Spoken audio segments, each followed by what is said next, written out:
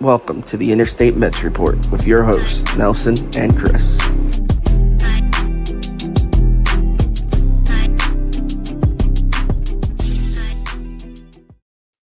What is up, everyone? Welcome back to episode 39 of the Interstate Mets Report. It's your boy CP here with my co-host. I was going to say co-host Chris. It's been that type of Friday. With my co-host Nelson, aka How Much Country Mets fan. How are you doing today, buddy? Not too bad, a little busy, but all good. How are you? Yeah, absolutely. We got a lot to talk about. I'm doing great. It's even better in terms of my Mets fandom. We got some news to talk about finally up here talking about a slow offseason thus far. And we got a lot of news, as you can see per your screen, in Shintaro Fujinami and a couple of other news clips that we have seen from the New York Mets as of today. As always, like I said, we're just getting kicked off here. We'll be going for about 45 minutes. Around that time period, we have some time constraints today, but make sure you hit that thumbs up on both streams. It's streaming to both YouTube channels. You know where to find us on YouTube, X, Instagram, all that good stuff, and our YouTubes. If you haven't subscribed before, if you're new, or in the description down below. Likewise, make sure you follow our joint account on X at Interstate Mets. You know where to find us. Like I said, I appreciate everyone rocking with us. We got Carlos Ortiz in the chat saying what's up. We got Darren in the chat. I appreciate you, Darren, LGM. And we got Tom. Good evening, gents. I know where it's at.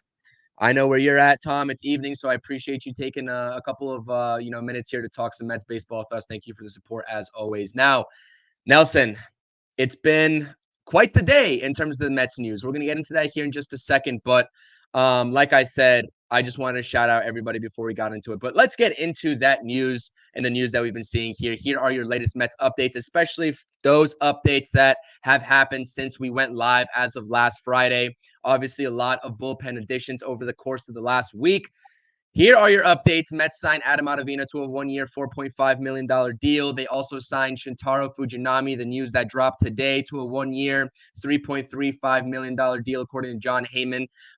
Mets signed Jake Diekman to a one-year, just a $4 million deal there for Jake Diekman. The sort of, I guess, agreement metrics to Jake Diekman's deal was sort of a little bit up in the air for the last couple of days, or last day or so, I should say. Obviously, we didn't see any sort of agreement yesterday when the news dropped, but I think it was Anthony DiComo today saying that it is a one-year, $4 million deal with a vesting option for the next year. So if he hits his incentives and he hits his markers, he probably will be returning to the Mets next year, as I understand it. And lastly, to round it all out, the Mets trade Taylor Heineman to the Red Sox for cash. A little bit of news there. I believe he was DFA'd from the 40-man roster and he cleared waivers, and they decided to trade him to the Red Sox. Nelson, let's kick it off. I don't have the numbers up here for Mr. Adam Ottavino, Mr. Fujinami, or Mr. Diekman, but let's talk about these moves and who they are as pitchers, and we'll get into a little bit more of the bullpen outlook here in just a second. What you got on these guys? I mean, we know what Ottavino is, right? Like we talked about him on the live with Anthony from Subway to Shea. Like he is what he is. He had 3.2 something ERA last year. Obviously had issues holding on runners. Almost anytime somebody got on base, it was like giving up a double. So that's a problem, obviously. Need him to try to rectify that a little bit somehow. Hopefully, we talked about the fact that he switched up his pitch sequences from 2022 to 2023. He threw some pitches less and others more, and to not the greatest results. So we might maybe see some more tinkering with that. But I think, he's fine. He's good enough to be a 7th or 8th inning guy. Diekman, we needed another lefty. We've said it. Obviously, we were looking into Peralta. Apparently, we made an offer. Didn't quite work out, but he would have been nice. But Diekman's a solid arm. He had a good year last year for the Rays. Can't complain. These guys are all on one-year deals. These guys are all cheap. $4.5 million is the most is Ottavino's making. And then the surprise to me really is the one today, Fujinami. We've talked about him. I've said he was of interest to me before, but we never really heard anything like him being on our radar. So I kind of forgot about him, to be honest. And here we go, and we signed him to a deal. And listen, if you look at his numbers, um, they're not pretty, right? From last year, he had like a 7 ERA, over 7 ERA. But after he got traded from the A's, he started off as a starting pitcher with the A's. They would just kind of leave him in there to get shelled. So that inflated his numbers a bit. But after he got traded, he did pitch better from the Orioles out of the bullpen. Granted, he still had a high four ERA in the high fours, but the guy has a fastball that's like phenomenal. I think his average velocity is like 98.4. So if you can harness his stuff, um, maybe having his countryman on the team in Senga makes him a little more comfortable, helps him out a little bit. Um, the relationship, maybe Hefner can figure something out there. These are all solid arms. Like this pen has gone from being a kind of a question mark, even though I still thought it was solid, to I think legitimately now it has a chance to be one of the better bullpens in baseball. Like I really do think that. Sure, it would have been nice to get maybe a flashier arm, but that wasn't in the cards. It's fine. I don't think I've been on record. I like building a bullpen this way. And we haven't. This isn't even talking about all the guys. We have so many options for the bullpen. Like it's going to be quite the battle in spring to see who actually ends up in this bullpen because we have. I mean, I made a note because I have the graphic in the next slide. We have all the names up there. I will get to that. All right, we'll talk about it, but it's like it's a lot of guys. So there's going to be guys that aren't going to make the team. Hopefully, some of them clear waivers and can stick around in spring training because you're always going to need extra arms, right? Nobody stays healthy throughout the whole year, or it's very rare. So you're going to need extra arms. It's nice to see. Nice to see us build so much depth in the pen, and that can only help our starters too, right? Because we don't have the like I don't even know how to put it the most lockdown rotation in baseball. Obviously, we're relying on a lot of what ifs. I still think it has potential, but definitely would have been nice to get that one extra arm for the top of the rotation. But for what we were able to do with the money we've been able to do it with, I think we've got a pretty solid team, solid bullpen working here.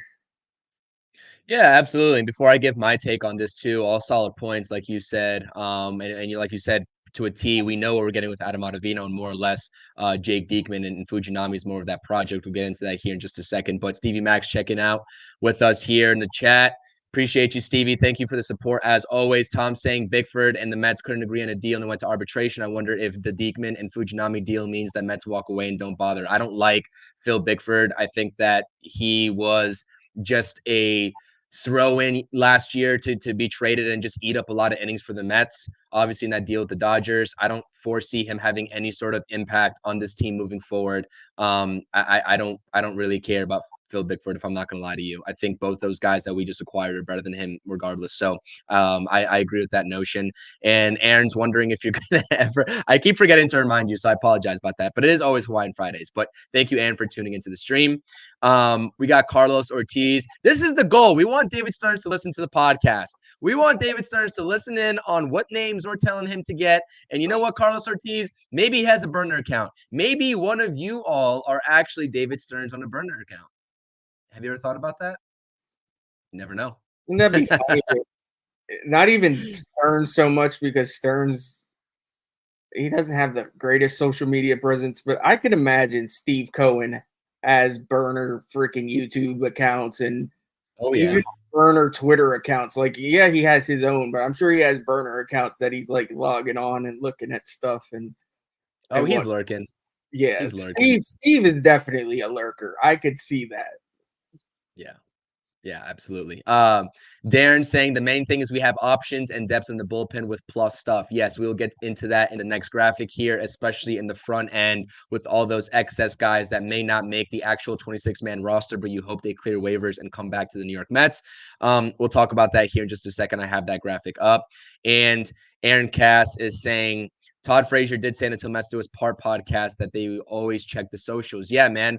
That was actually kind of cool. I actually asked that in that chat when they interviewed Ibby and John interviewed Todd Frazier, and I was basically asking, how often over the course of 162 games do you check social media as a ball player? And he said that, regardless if players want to say they don't, they always usually do in some way or some fashion. And whether it's through a burner or whether it's through their main social media account. So they definitely hear the noise. And that was in relation to that whole Todd Frazier and Gary Cohen kind of, I guess, conversation that they had back then, but bygones are bygones. And that was just a little bit of a fun topic. And Carlos is saying, no, it's not me.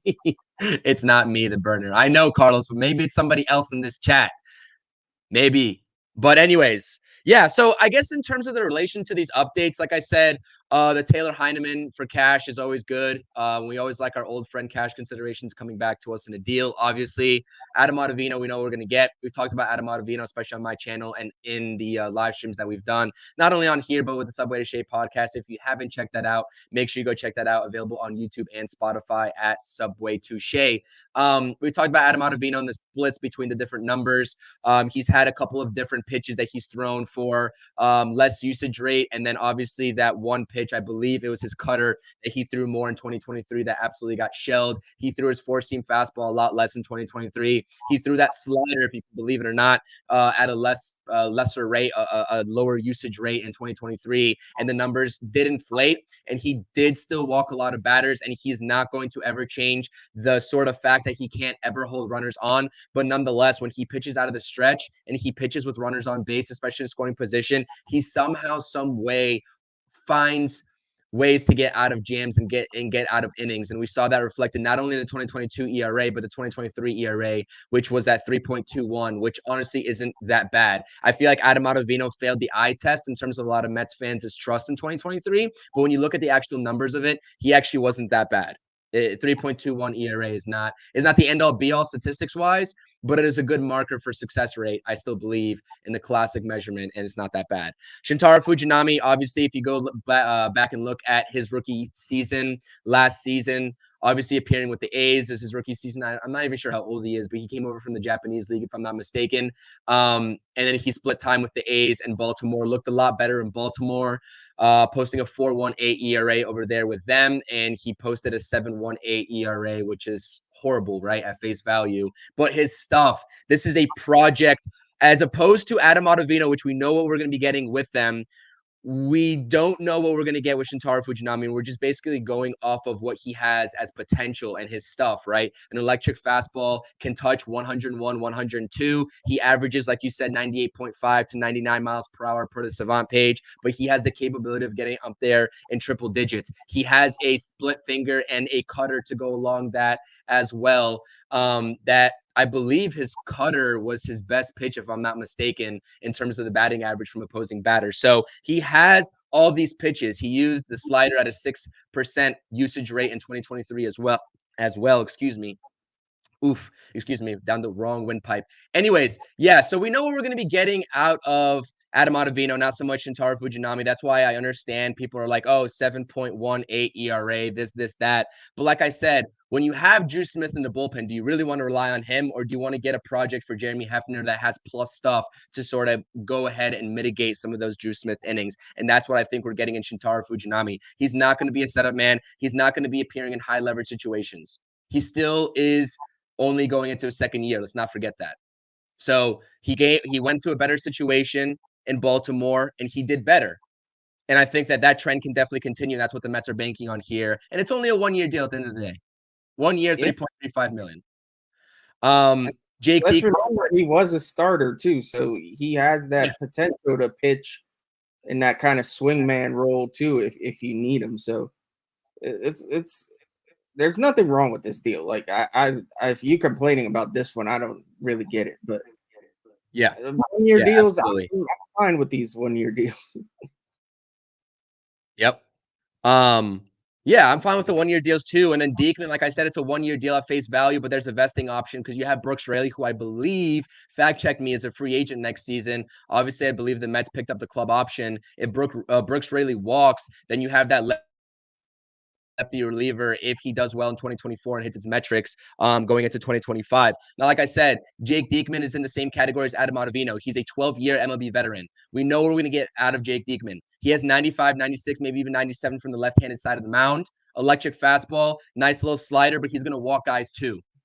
He's going to walk guys too. And all of these guys, Adam Ottavino, Fujinami, and Diekman, have walk issues. They have command issues. And this is where Jeremy Hefner, that sort of pitch lab whisperer, whatever you want to call him, the guru that all teams wanted to trade for, with his status up in the air, surviving multiple regimes with this Mets team. This is what you give a guy like Jeremy Hefner to do his job and do his due diligence in terms of turning these guys into a little bit better than what they posted in their careers. But Jake Diekman last season, a great sort of showing, especially when he went to the Tampa Bay Rays during the trade deadline, posting a 2.18 ERA with them. He still walked batters. But what does that show with these guys' ERA, even given the walks? Minus Shintaro Fujinami, who had the high ERA, Adam Ottavino and Jake Diekman can pitch out of jams, and they're used to that, which is, I guess, you don't want to hear that, and you don't want to see that, because you'd prefer 1, 2, 3 innings in a perfect world scenario. I understand that, but their ability to sort of perform under pressure with runners in scoring position is something to be said for that as well. So that's what I like about that. Anything else on these three guys before we get into the overall bullpen outlook, Nelson? No, not really. I did see though, according to Fangraphs, the expected win projection for the Mets is actually exactly 500 now after signing these two guys. So, according to them, anyway. So, just an interesting. What was it before? So 81 and 81 now. What was it before? I'm not sure what exactly it was before. Obviously under 500, but I don't think it was that far off. But they probably bumped us to about a win or two. Yeah, absolutely. And like I said, even before these two guys, Diekman and Fujinami, I had this team, even before Ottavino, I had this team at 81 wins, even 500. So, I mean, obviously they were undercutting the Mets a little bit, at least in my eyes. But now I really do think that 500 is definitely at play. That's absolutely like a no-brainer. And they can even get upwards of like 82, 83, 84 wins. That'll put them right there in contention for that wild card spot, which is great. So I think that is something to be said for as well in terms of maintaining that competitiveness that David Stearns has stressed.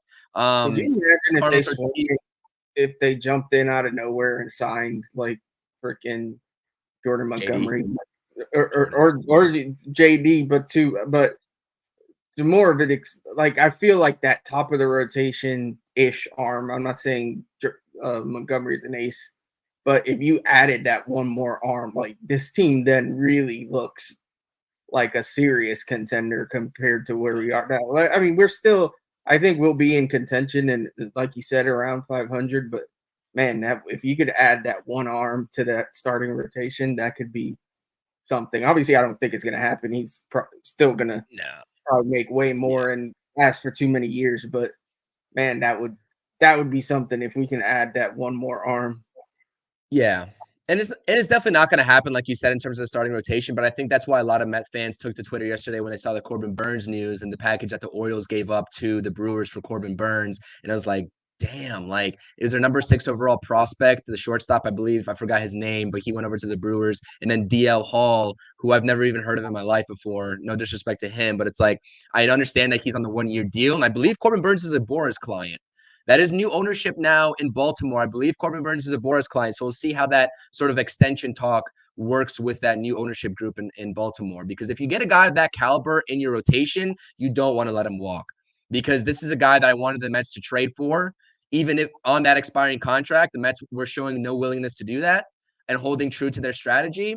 But obviously, I wanted this guy, the Mets, to go after him, Corbin Burnes, that is, in free agency. So now he's a Baltimore Oriole. Just a little bit of news there for you all in case you are somehow sleeping on the TL on Twitter and did not hear that. Corbin Burnes is now a Baltimore Oriole. So, yeah, the Hall was actually, I mean, he was ranked as high as, I think, 47 on the Baseball America's top 100 prospects a few years ago. So, Hall's an armed. I mean, he got his first year in the league was last year. He didn't pitch a ton, but he's a pretty solid arm.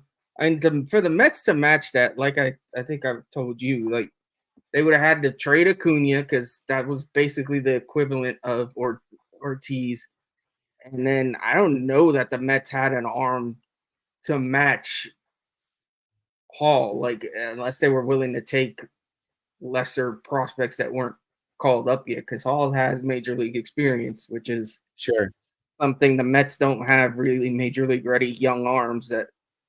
Would that be like a Jose Buto though? Because he's 25 years old, has some major league experience. Hall's got way bigger pedigree than Budo though. Like Budo was never a considered a top prospect. So Right. right. Oh, he got up to 47 on the top 100, you're saying? Yeah, he was Oh shoot. Okay. I see. He was a legit prospect for the O's. Has nasty stuff. Yeah, he's not a bad get. Like honestly, the Orioles could have done a lot, or the Brewers could have done a lot worse. So Right. I think for teams thinking that, like I saw a lot of Yankee fans upset too. Like I think they're sleeping on the package that it's not a ton of guys, but the two guys that the Brewers got are pretty solid. Sure. Yeah, absolutely. So like I said, Corbin Burns will monitor that situation with the new ownership group, and good for O's fans. Like that ownership change is going to do wonders for them. And on top of already the success that they've been seeing the last couple of seasons after that rebuild. Let's get into some of the comments. Like I said, as always, guys, I appreciate it. Tell your friends, tell your family about the Interstate Mets Report. If they need more Mets content, hit that thumbs up and subscribe to both channels. I appreciate it. Hitting that thumbs up means a lot on both streams. Both streaming to my YouTube account at CPNY Sports, and obviously Nelson's as well at Amish Country Mets Fan. You can find him on YouTube as well. All right, moving on. Let's talk about that depth.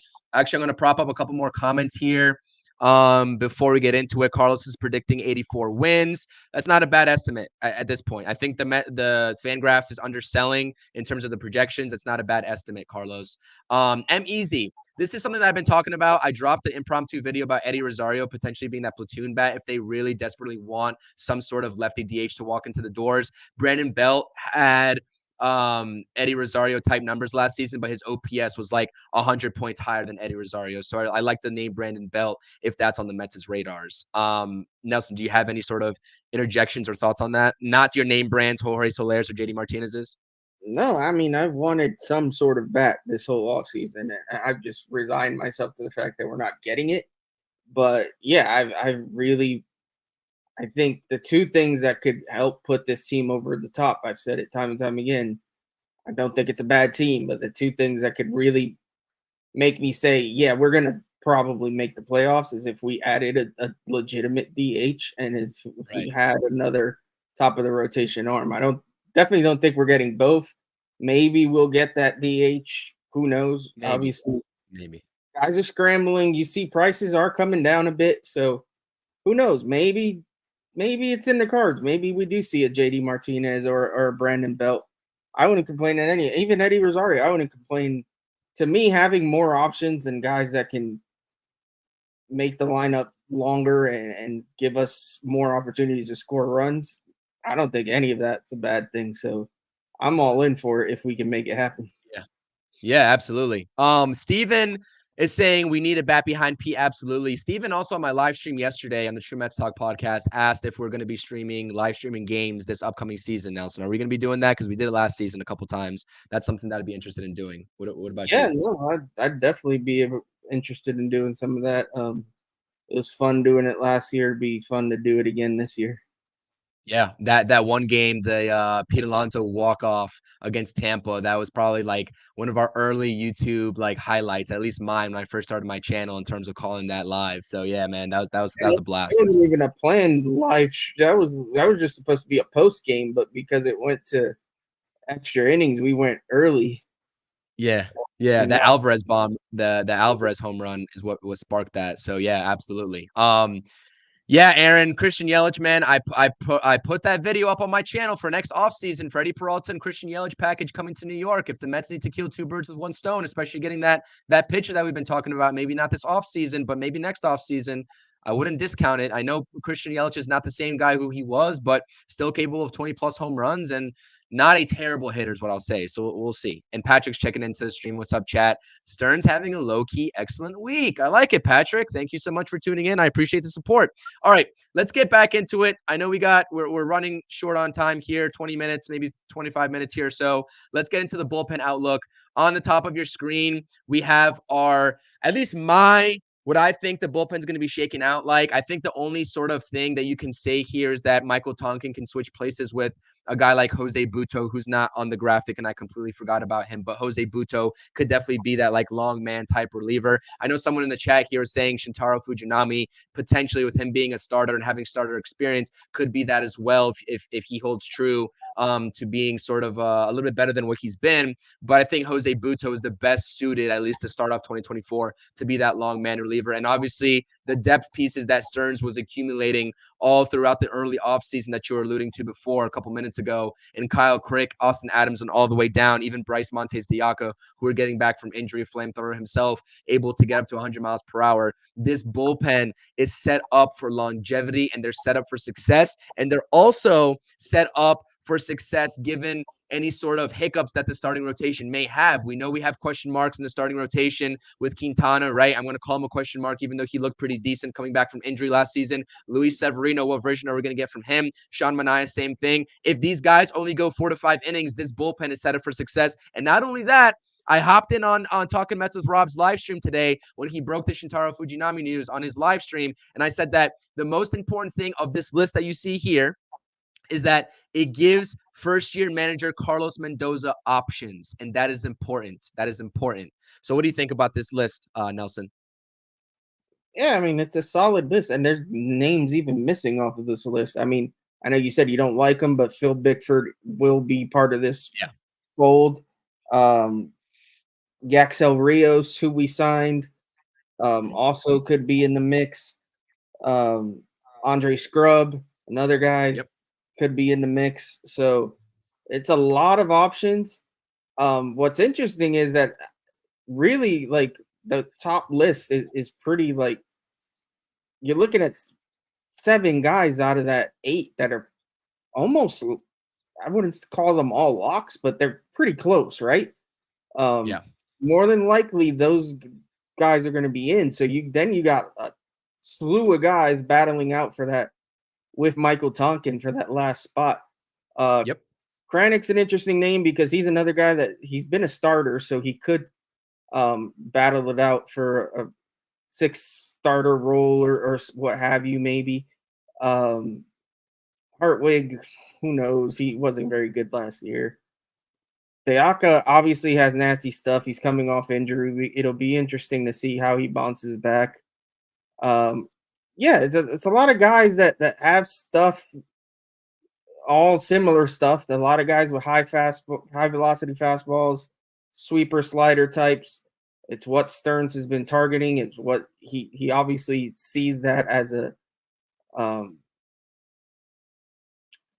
plus in these guys' arsenal. So it'll be interesting to see how it shakes out. But I think after all the moaning and groaning we've heard about the bullpen, I think he's actually built a pretty solid pen, and he's given us enough options to where if something happens, if there's an injury, if one of these guys gets shelled in the spring, then you can figure something out and get these guys, other guys in there.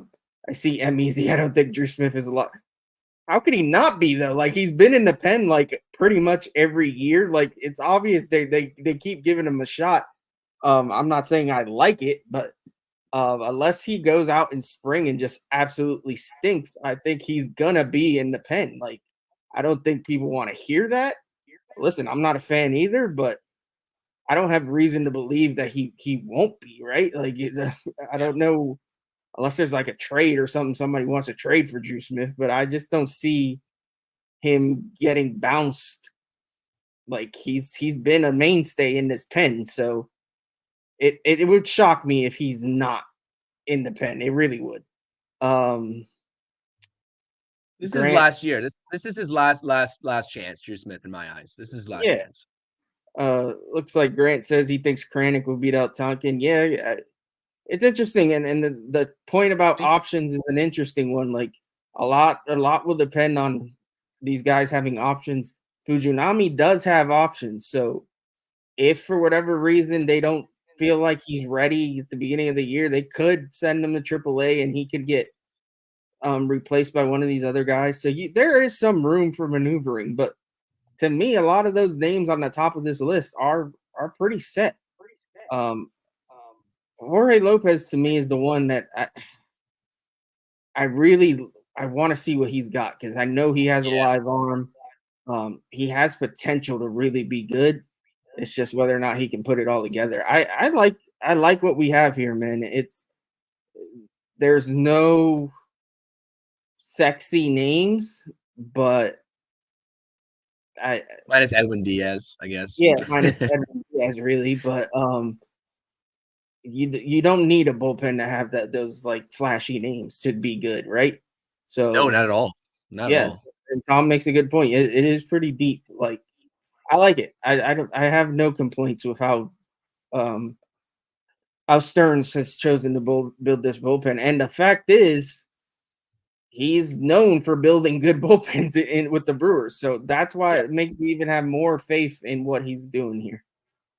So, and my whole thing is, and I've said this before, is like there was a clear pattern in what David Stearns was doing earlier on this offseason in terms of adding those guys that possess those sweeper slider combinations, your off-speed pitches, predominant, type pitchers, type relievers. You see it with Kyle Crick, Austin Adams, they have big bending sliders. And more of these guys here that I haven't named and that I might have missed are the same sort of way. And then you get into this week, and obviously I'm not saying Adam Ottavino is going to overpower with the fastball, but he has 95, 96 up his sleeve if he wants to. Usually sits anywhere between 93, 94, but he has it up his sleeve to get a couple ticks higher. And then you add Diekman from the left side, who can throw 96, 97 if he wants to as well. And then obviously Shintaro Fujinami up to triple digits. Like, you have a good combination of guys that have the predominant off speed and then obviously have the power guys there that you have up top. It's a good combination to have, and it gives, like I said, Carlos Mendoza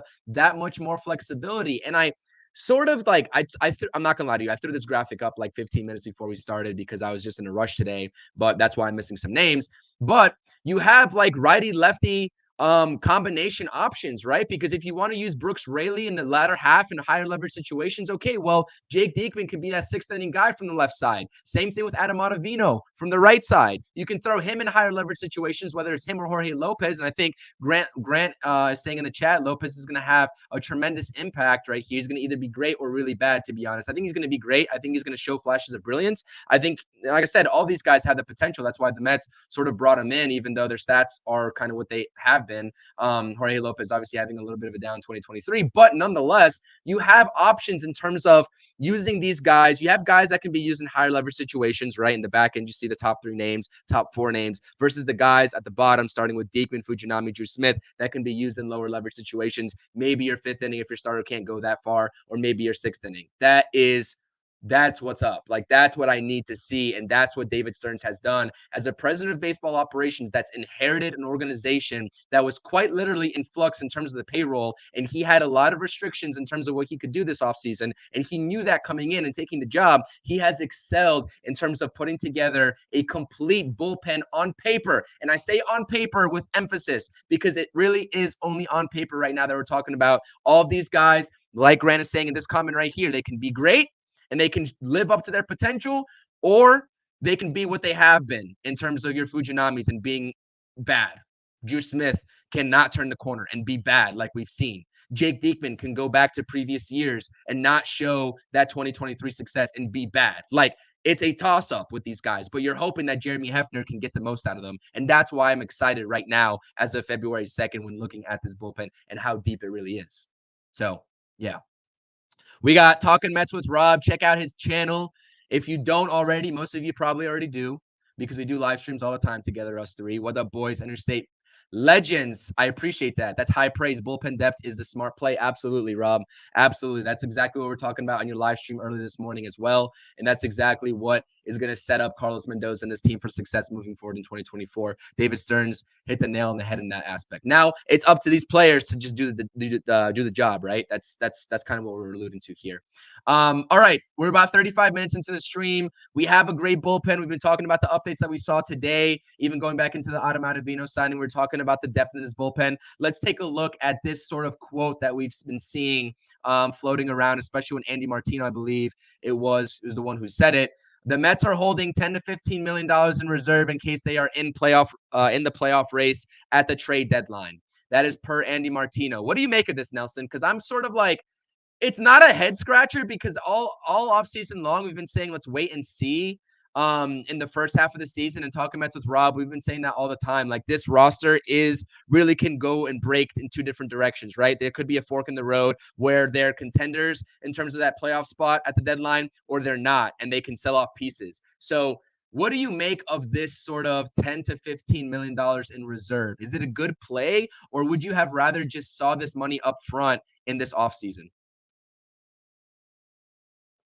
It doesn't really matter. It's Andy Martino. I don't know whether to believe him or not.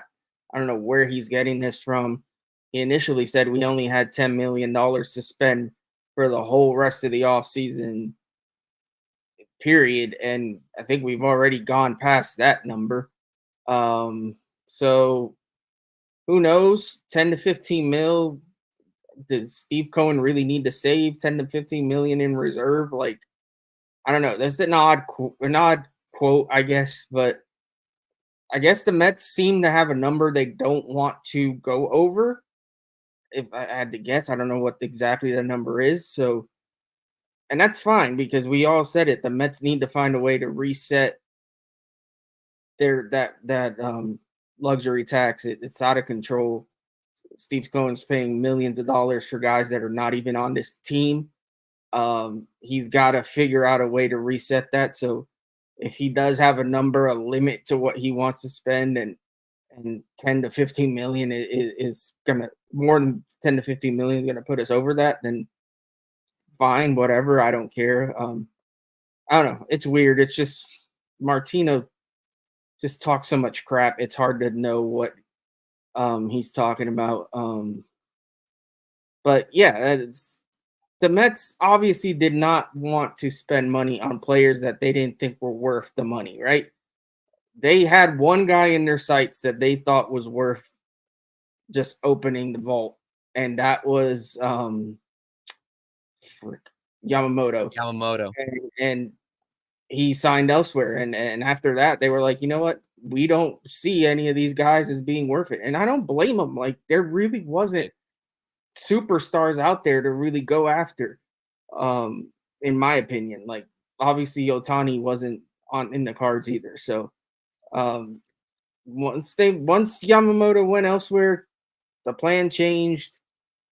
They were gonna be cautious with their spending, and that's fine. Like, if we really are saving 10 to 15 million, if we're contending, cool, then that means we can maybe add a decent piece in July, right? So whatever. I just hope we are contending, because it would suck that to have another season play out like last year, and we're talking about moving all these guys instead of adding to it, right? So it's gonna be interesting. We need to get off to a good start this season, and not to the start we did last year, because last year was not pretty. Yeah, that was bad. Everything went wrong. Everything that could go wrong for the Mets in 2023 went wrong for the Mets. This is an interesting point, though, that Tom brings up. He said, I don't think it's about, I think he's talking about this quote. I don't think this figure is about being cheap / saving money. It's about not overpaying for average players. It was sending a message to the free agents that they were talking to. And like I said, and honestly, I was tuning into the stream. I believe it was today or yesterday. I forgot, when Rob did a stream talking about this quote that he said. And it's brilliant. It's like the players really have lost this offseason, minus like your Yamamoto and your Ohtanis. Like, everybody else, like, I guess Boris and those clients have been holding out in hopes to getting a bag and getting overpaid. But really, these owners and these teams have been holding out just as long. And they're like, all right, we're not going to overpay you. And you look at some of these contracts, like Hector Neris, Even what's his face that went to the Cubs that signed for like a crazy low deal that we thought was gonna be even more. What was that lefty? As soon as they go off the board, I forget their name now.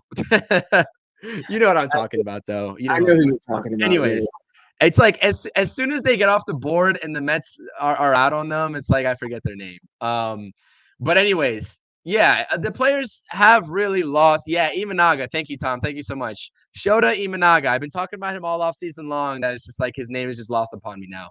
Anyways, yeah, Imanaga signed for a lower AAV than I thought he was going to get. I know there's like some kind of quirks in that, that deal. Same thing with Wandy Peralta, $4 million AAV. I know he has a lot of opt-outs, so you got the 4 years of protection, but I really thought with the last 3 years, he was going to get higher than $4 million a year. And that was around the ballpark that the Mets offered him as well. They offered him 2 years, anywhere between 8 to 10 million guaranteed. So anywhere between $4 to $5 million AAV. And you look at a reliever for the Yankees that turned his career around over there, and he posted a sub-3 ERA for the last 3 seasons. Like, this is crazy what we're seeing in this offseason in terms of these contracts. It's crazy. So anyways, yeah, let alone the fact that we still have your big name bats like JD Martinez and Jorge Soler still out there, Jordan Montgomery and Blake Snell on the pitching side. These guys haven't signed. We're a couple weeks away from spring training. Like what are we doing? That's crazy. That's madness. Anyways, we'll see who budgets first. Aaron bringing up a point here. Would you sign Woodruff at the deadline before the offseason? Yeah, yes. And this is the other update that I missed was that the Mets, I guess, had made contact with Brandon Woodruff or had some internal discussions about making contact with Brandon Woodruff and potentially bringing him in. Obviously, undergoing shoulder surgery, ended his season last season a little bit prematurely, is not going to be appearing for the majority of 2024. Yeah, I definitely would. I made a video on Brandon Woodruff a couple months ago. I think it was 2 months ago. I was like, dude, let's go after this guy.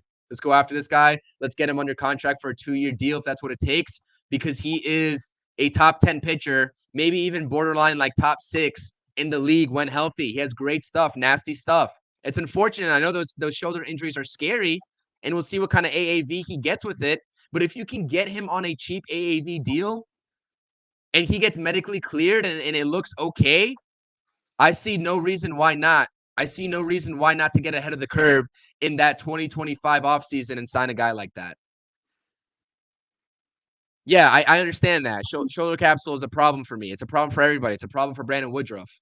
We understand that. But that's what I'm saying. Like, you got to do your due diligence. You can't just sign him blindly. That's not what I'm alluding to. I'm saying doing your due diligence. Obviously, you have to go through the medicals.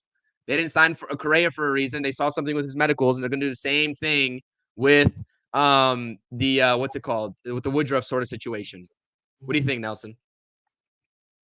Yeah, I mean, the shoulder does scare me, but yeah, if you get him at the right price, then that kind of mitigates that a little bit. Like, obviously, you don't want to give the guy a bag and then hope and pray that he's still healthy, right? You try to get him on a short-term, low-money deal and hope that he is healthy. But if he wants anything crazy, then I'm out, because it's the shoulder injury can be way worse than the elbow. He makes a good point. Yep. So I'm not looking to go out of my way to sign him. If he falls in our laps, then sure, like, let's do it. It's nice to have another option for the rotation next year, because right now we're kind of limited. But yeah, I don't want to go crazy in giving him anything too nuts, because you could find yourself in a position where you're paying for a useless arm. Let's be honest. Yeah, no, absolutely. And we'll end it at that, because that's exactly like just the bottom line with Brandon Woodruff. Okay. So that was a little bit about Andy Martino's latest. He likes to spew out a lot of quotes. We know that. We'll see if these reports come to fruition. We'll see. I mean, it's a wait and see game with these Andy Martino reports. So we'll see. Last topic here before we get out of here for this weekend. I know it's a little bit of a shorter stream, but we got some prior commitments and we got to get out of here. But anyways, here are your 2024 spring training non-roster invitees. Now, before anyone says, where's Luis Angel Acuna? He's already on the 40-man roster. He's going to be appearing at spring training regardless, no matter what. Same thing with Zach Short. Now, these guys are not on the 40-man roster, but they have gotten invited to spring training. So here are your names. Obviously, the top 5 guys, top 6 guys even, is the names that I seriously, like, and very curious in terms of you were here about these prospects all off season long. This Mets farm system is deep. It's got a lot of talent. Let's see what they can produce now in spring training. This is where we're going to get to see them against major league ready talent. Let's face it. Jet Williams, Drew Gilbert, Christian Scott, Mike Vasil headlining that. And then Hamill and Parada, also some pretty good prospects to see what they got.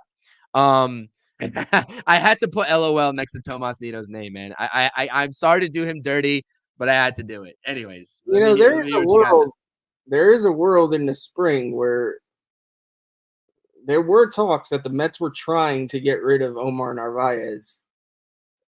Who knows? If a team needs a catcher, somebody gets hurt in spring and they call the Mets up, Tomas Nito could be our backup catcher again. Like, that's not, we're laughing, but it could happen. So it'll be interesting to see him, I guess, in spring.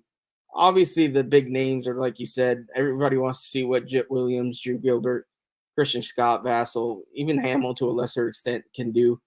I'm even interested to see if how Parada's spring goes.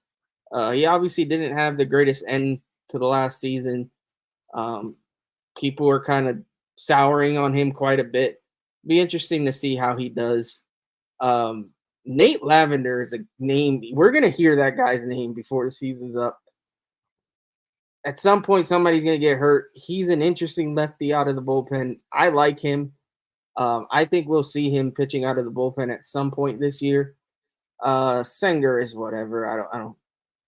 He's one of those all glove, no stick kind of guys.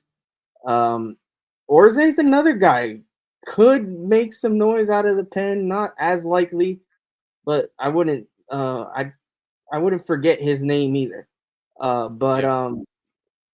Yeah, to me, the interesting ones are obviously the big guns. And to me, and I said it in a video I made today, a brief one, this isn't so much to me about results and how they necessarily perform in the spring, but I want these guys, I want Jet Williams attached to Francisco Lindor, right? I want Drew Gilbert attached to whoever, Alonso or any of the other bigger Nimmo. I want Christian Scott watching Senga pitch and learning things. Same for Vasil, Hamill. Like, the important part about spring for these kids is not so much that how they play and what their numbers are. It's them being able to learn from these other guys, learn from the veterans, pick something up.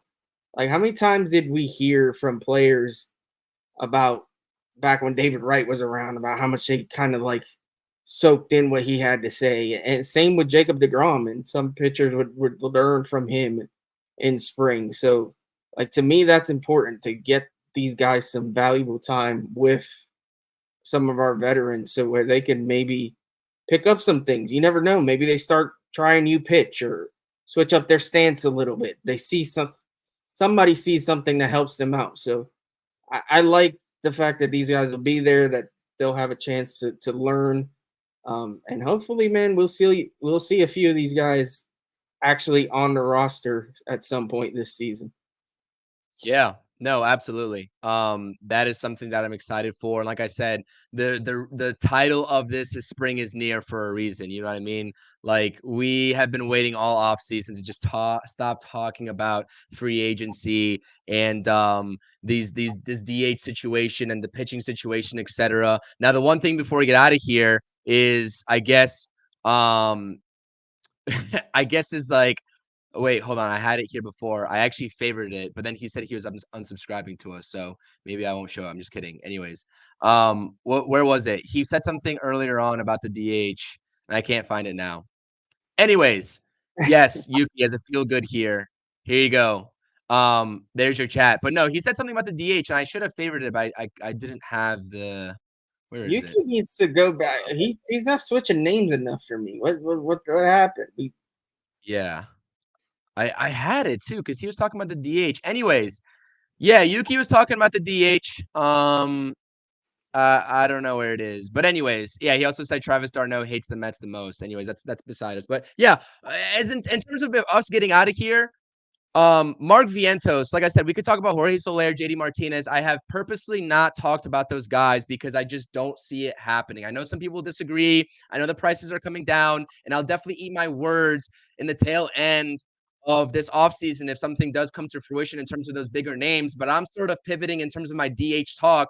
I'm pivoting back to your Eddie Rosarios, your Brandon Belts, like names that make sense in being that platoon lefty bat, that if the Mets front office doesn't have confidence in DJ Stewart, that they can plug and play a veteran like Brandon Bell or Eddie Rosario in there. Because at this point, I think the writing is on the wall. They want to get Mark Vientos at bats. We've been saying this all offseason long. We've been saying it predominantly over the last couple of months, like last month or so. So it wouldn't make sense to bring a righty in. And who are the lefties available in the market? It's not any of those big name guys. It's your Eddie Rosarios, your Brandon Belts. So that's the sort of pivot point that I'm going to be talking about the DH here as we close this offseason out. But I'm just not convinced that this team is going to go get a DH. Like I'm not convinced at this point. Not convinced. Daniel's I'm not convinced either. But to me, it's more. Listen, I'm not the biggest Vientos guy. I think he can be solid enough.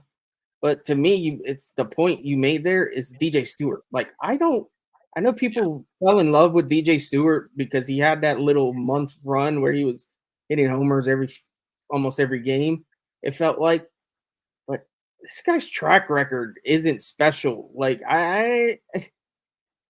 if we're really giving this guy the platoon spot, like I don't trust it. Like I can see a world where DJ Stewart underperforms what Daniel Vogelback did for us, and we're going to be wishing that we had a better option from that side of the plate. So I don't know. I'm with you. I do wish we'd at least consider bringing in one of those lesser names if we can't get Soler or Martinez, which are probably not on the radar. But yeah, I'm all about finding an upgrade for DJ Stewart for sure.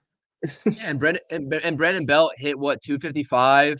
Eddie Rosario hit the same thing around there. 19 home runs for Belt, 21 for Rosario. The OPS is much better for Brandon Belt. So like I said, both those guys are going to be upgrades because DJ Stewart had a Nick Plummer type run, as Tom is saying. The sample size just wasn't there. It just wasn't there. Daniel checking into the chat. In my opinion, Buck ruined the young guys last season with his idiotic play. Can't wait to see how they play this season. Yeah, more consistent at bats, and we need to see more consistent results. I think that is the theme for 2024. Okay, guys. Like I said, we try to prop everyone's comments up here. Yuki, I'm not sure if you actually have your feelings hurt or not. I apologize if I didn't get to your comments. We're trying to hit the flow of this conversation and prop up the comments that are relevant to the conversation. And we'll obviously, and we have been, we'll continue to get to everyone's comments. So, like I said, if there's any hard feelings, please don't take it that way. Anyways, Nelson. Yeah, it's okay. Everyone's okay. Everyone's good. Anyways, like I said, thank you, everyone. A little bit of a shorter stream. We try to hit all the main points here. We'll definitely be back next week. We'll see if the Mets indeed land a bat. Maybe that'll be a talking point next week. But if not, we'll be having the same old conversations until spring training starts, because I think the Mets are done in the starting pitching category. And I think they're done in the bullpen with the Diekman and the Shintaro Fujinami signings. I think that they're done with this bullpen being crowded. I don't expect any more pitching upgrades. This is what we got. This is what we're rolling in with. Nelson, final words before we get out of here. Really not much to say. I think good job, David Stearns, this week, building the pen and making it, in my opinion, pretty solid. And we'll see what happens with the bat. Like you said, I don't think it's gonna happen, but it'll be a nice surprise if it does. But like you said, everywhere else, I think things are kind of wrapped up, right? Spring's right around the corner. We're going to start playing some games and see how things roll. Thank you, everybody, for watching the show. It's good to be back. Sub to the channel, Amish Country Mets fan, if you haven't already. Follow me on X at Amish Country Met. It's just Amish Country Met on X. Appreciate everybody and look forward to talking to you guys again next week. Yeah, I appreciate it. Like I said, sub up. I got the True Mets Talk podcast, did a live stream yesterday. Go check that out if you missed it. Like I said, I appreciate all the support on the channel. Hit that thumbs up on both streams. Subscribe to both channels. It's in the description down below. You can find both channels. If you're subscribed to one, go subscribe to the other. And don't miss out on any future Mets updates from all of us. Like I said, I appreciate all the support in the community here. It means a lot. Rich checking in saying great show. Stevie saying take care, guys. Darren saying LGM. Richard even commenting here about something we talked about, Smith and Narvaez in potential trades to free up money, which is definitely a possibility. We got Daniel in the chat, Patrick in the chat, Carlos in the chat, Aaron in the chat, Tom in the chat, everybody, Yuki in the chat. Thank you guys for the support. Thank you for coming in and have a conversation with us. We definitely appreciate it. And, like I said, keep rocking with us. We'll be here next week for you all. This has been the latest episode, the latest edition of the Interstate Mets Report, episode 39. Spring is near. Take care, guys. Peace. Let's go, Mets. Thank you for watching the Interstate Mets Report, streaming Tuesdays at 5 p.m. and Fridays at 4 p.m.